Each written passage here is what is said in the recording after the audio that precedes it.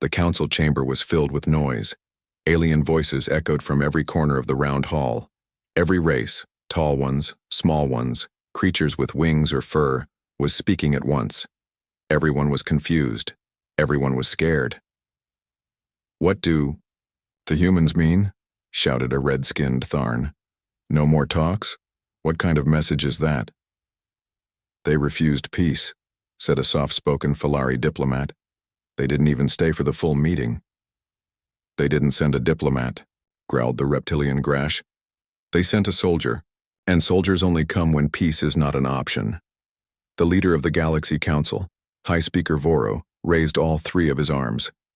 "Silence," he commanded. "We must think clearly. Maybe this is a misunderstanding." The room slowly quieted. Eyes turned toward the central table where a small hologram of Earth floated above a silver plate. The blue planet turned slowly in the air. Peaceful. Silent. The Zentari representative, a tall creature with black armor skin and sharp claws, stood up. "No misunderstanding," he hissed. "We know humans. They are dangerous. They are planning something. We demand action." "They've been quiet for years," said a soft voice from the back. It was Yulari, an old scholar from the Laren species. "They joined the council, they followed the rules." "Until today," interrupted the Zentari. "Today they broke everything. They didn't just leave. They rejected the council. That's a threat." There was a long pause. Everyone felt it, the weight in the air. Like something heavy was about to fall, like something was coming. High Speaker Voro looked around the room. "We need answers. We need to know what the humans are planning." He turned toward the intelligence minister, a short creature with 10 eyes on stalks. "Send a stealth ship to the Sol system, immediately." "Yes, High Speaker." Within hours, a black stealth vessel left from Council space.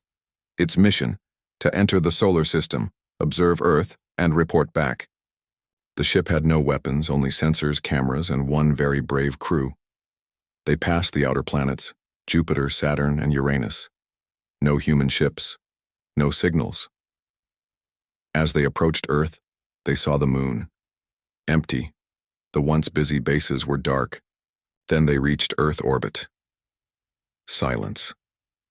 The blue planet turned below them. There were cities, yes, but no lights. No traffic in the skies, no heat signatures. The oceans were calm. Even the satellites were quiet. Except one, an old satellite, human-made.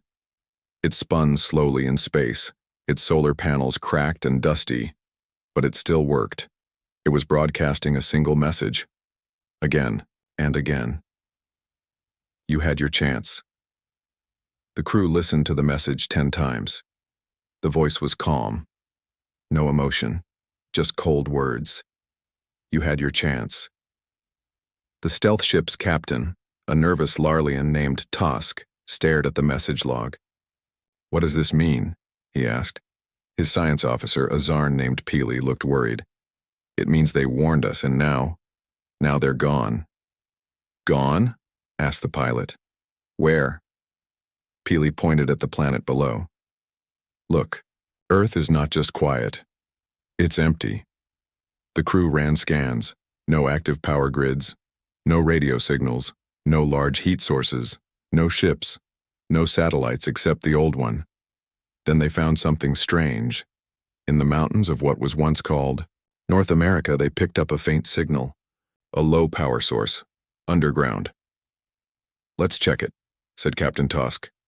They landed the ship in a hidden valley covered in snow and ice. The Earth felt cold, too quiet. Using small scout bots, they entered the hidden bunker. Inside, they found old equipment, food supplies, and dust. And one human, a woman. She looked tired but calm. Her clothes were simple, her hair was gray. She was not surprised to see them. "Are you from the council?" she asked without fear. Captain Tosk nodded. "Yes. We came for answers." "What happened to Earth?" The woman smiled softly. "You ignored us. You chose delay. We asked for help. You waited, so we stopped waiting." "Where is everyone?" Tosk asked. Gone, she said. Far away. Beyond what you can see. You mean, you left the planet? We left the galaxy. Silence filled the bunker. Peely blinked his large eyes. That's impossible. No one can… You don't understand humans, she interrupted. We offered peace, we begged for it. When it didn't come, we made our own future. But why no message? No contact? We gave our message, she said. You didn't listen. Suddenly, a red light blinked on the wall. She looked at it, then back at them. You should go now. Tosk frowned. Why? This place is not meant to stay. Like our silence, it has a time limit.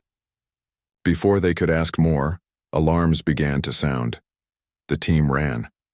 The bunker started to shake. Behind them, the human woman stood still, looking at the ceiling. The ship launched just as the ground exploded. A silent mushroom cloud rose behind them, but no sound reached space. Back on board, they looked at the Earth again. Still silent. Still turning. Captain Tosk sent the report to the Council. Earth is abandoned. One survivor found. Claims humans left the galaxy. Intentions unknown. Found message. You had your chance. Recommend immediate full security alert. Hours later, across the galaxy, Council sensors picked up a strange signal from far outside mapped space. A massive energy pulse. Unknown origin. But the signature was human technology.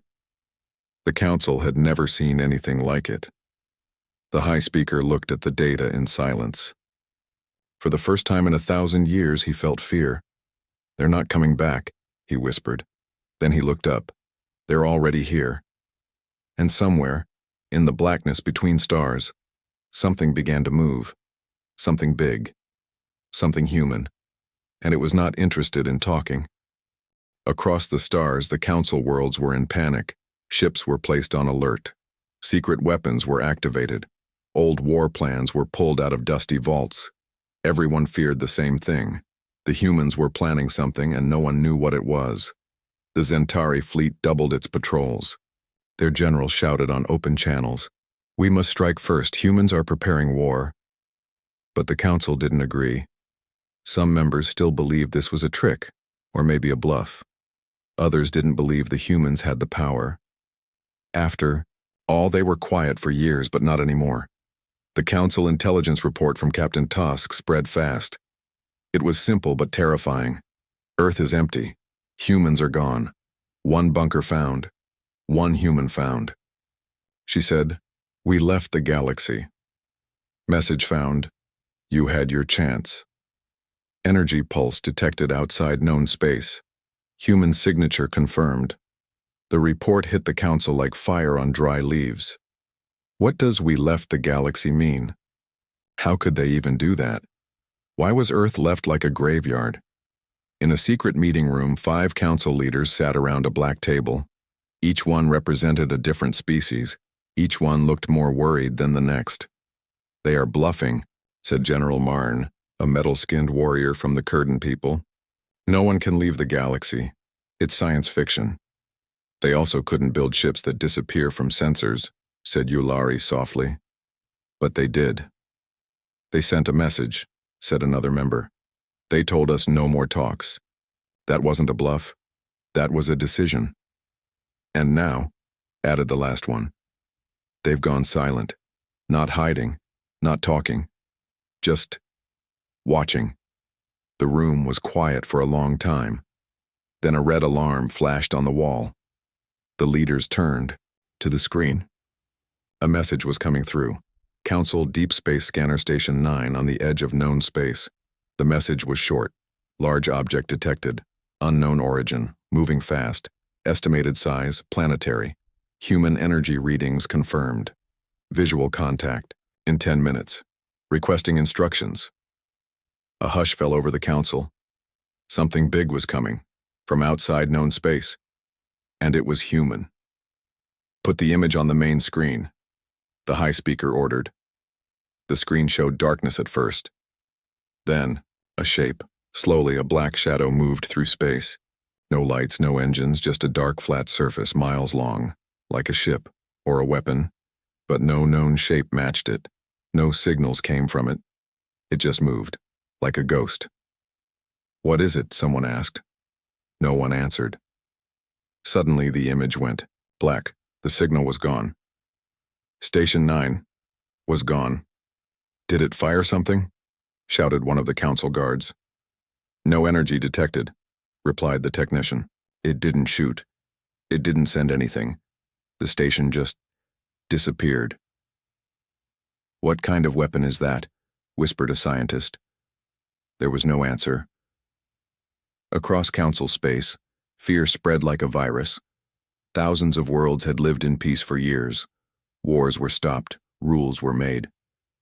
The council gave everyone a voice, but the humans had turned their back on that voice. They didn't want to speak. They wanted silence. One by one, the outer stations of the council started going offline. Not destroyed, just disconnected. As if something was turning off parts of the galaxy, and all with the same pattern. Human tech detected, then nothing. The council called emergency meetings. No one could agree. "Send ships. No, hide our fleets and try to talk to them again. There's no one to talk to." In the middle of the argument, a strange thing happened. All the screens in the council chamber turned black. Then, one message appeared. "We asked. You ignored. We suffered. You watched." The voice was human, cold, calm, deep. Then the message changed. No more talks. And then every screen turned off. Permanently. No one could turn them back on. The tech teams tried. They pulled wires. Reset. Systems even replaced computers. Nothing worked. Across council planets, the same thing happened. Power grids failed. Security systems shut down. Military satellites turned toward their own planets and aimed weapons. But didn't fire. They were frozen by invisible human hands. "Digital attack," someone whispered. "No," said the high speaker, sweating for the first time in his life. "This is something more." "It's a warning," said Yulari. And still, no human had been seen. Only voices, only shadows, only old messages and black ships in deep space. The galaxy, so proud of its peace and power, now stood helpless, and they still didn't understand what humans wanted. Not war, not peace, just silence. The kind of silence that comes after betrayal, the kind that comes before something terrible. In his private room, the high speaker sat alone. He watched the Earth hologram one more time. He remembered the first time humans joined the council. They were young, loud, emotional, but they had ideas, passion, hope. They asked for help many times.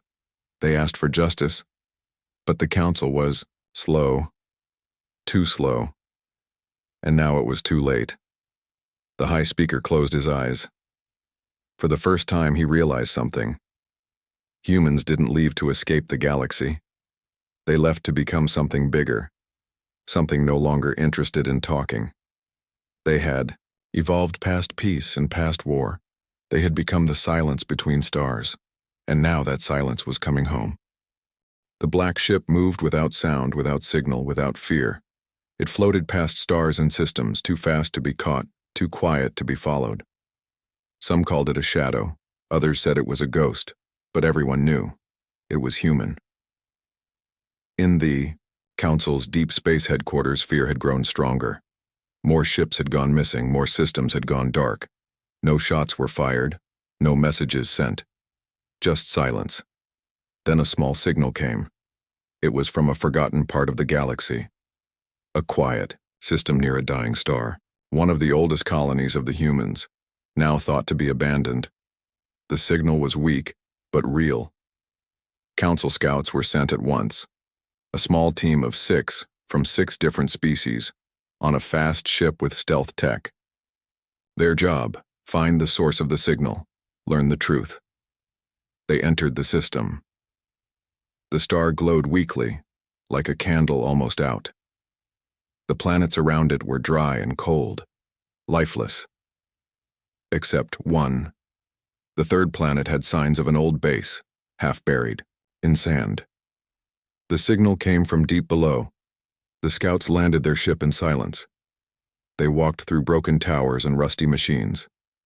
Human symbols were scratched into walls.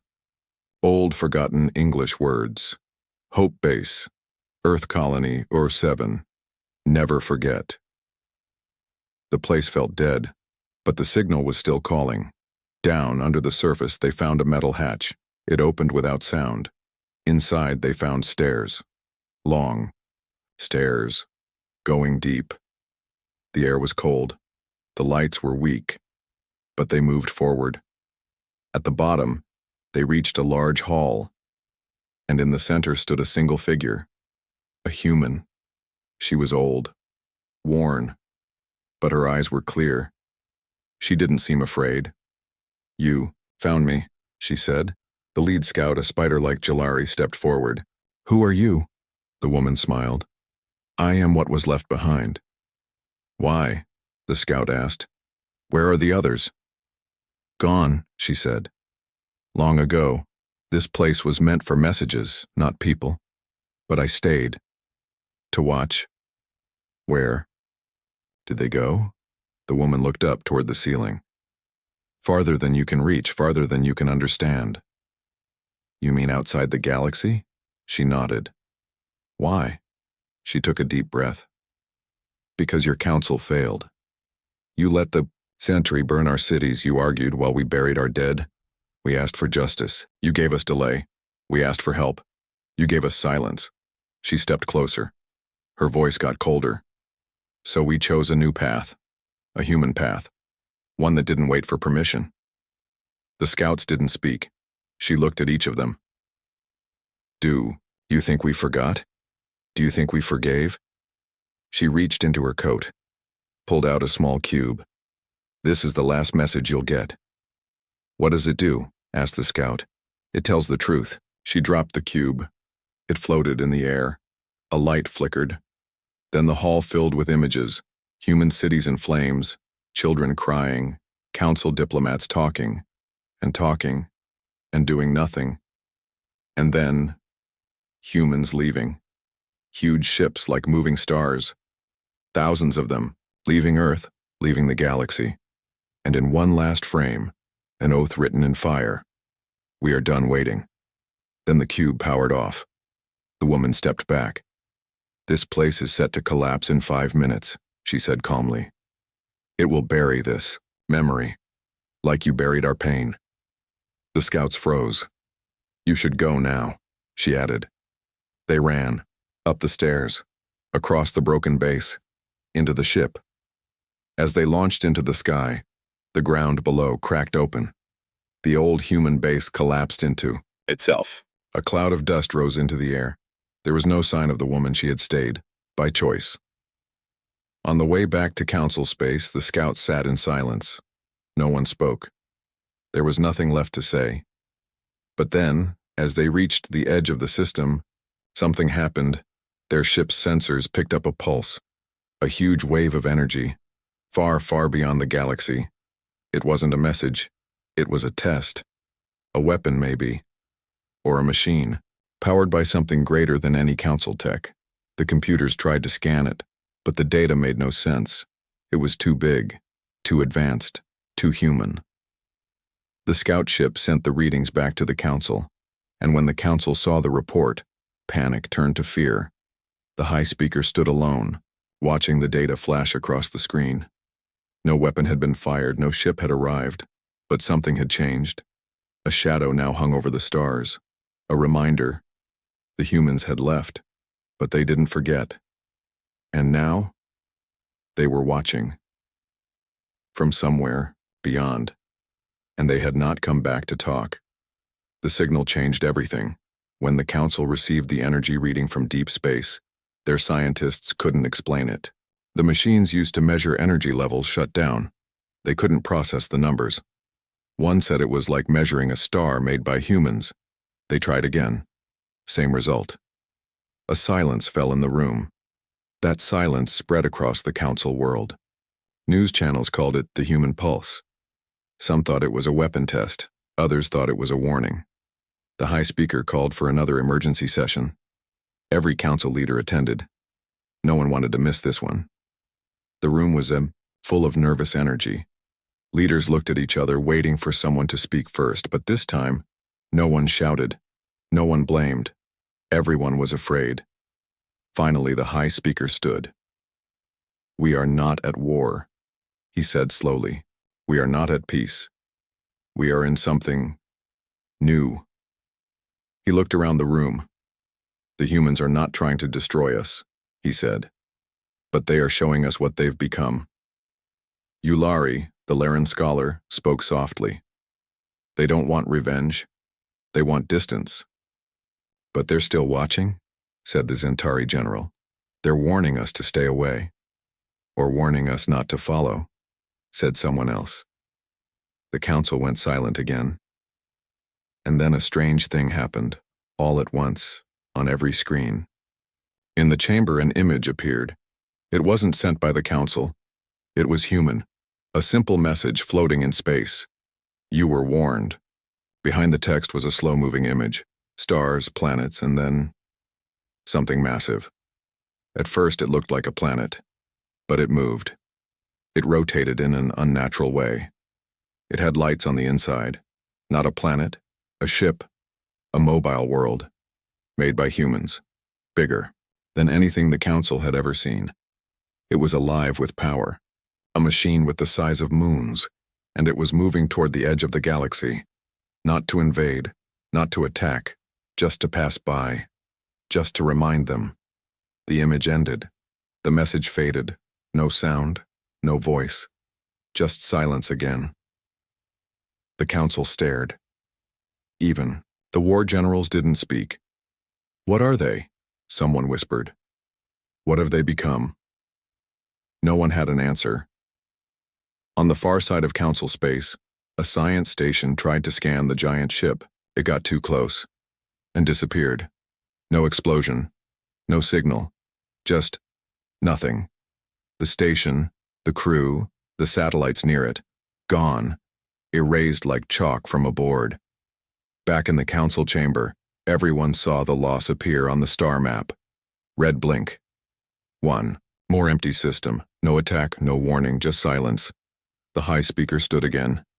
"This is not about war anymore," he said. "This is something else. Something we do not understand." "They warned us," Yulari repeated. "Many times." "They begged for help," said the Grash ambassador. "And we debated and delayed."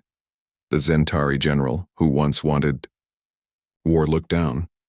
"We gave them nothing. And now," said the high speaker, "they have everything." There was a pause.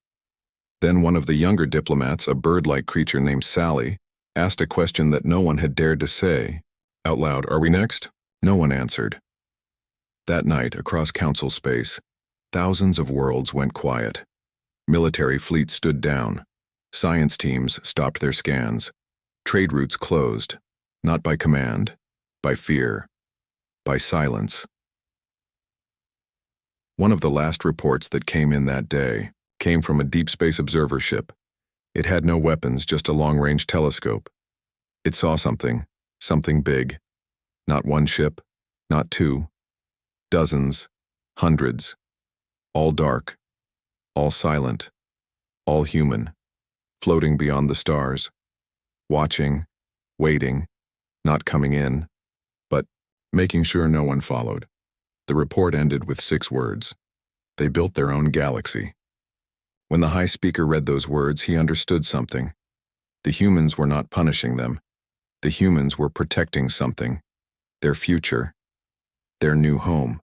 Built far from the council, far from war, far from politics and broken promises. They didn't need the council anymore, and they were making sure the council knew it.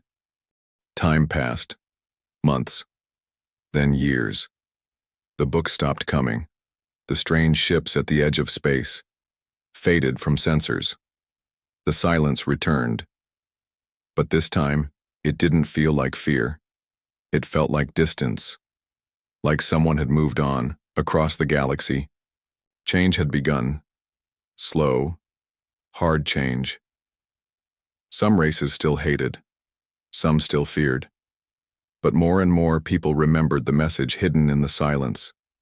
Build better, be better, or disappear. Yulari lived long enough to see the new schools open. Ones that taught the full story. Not just the victories of the council, but its failures. Its blindness. She visited a new academy built on a moon that once hosted weapons labs. Now it taught peace studies. Outside the academy stood a statue, not of a human, but of an empty chair. Beneath it was a plaque, reserved for those who left. Yulari smiled. Quiet tears in her eyes, she knew who the chair was for. The humans. No one had seen them in years. No messages. No ships. Even the spy satellites sent near the edge of their last known space returned with nothing. Just blackness. Quiet stars. And sometimes nothing at all. As if parts of the sky had been erased. The council stopped sending drones after a while. They stopped trying to chase ghosts.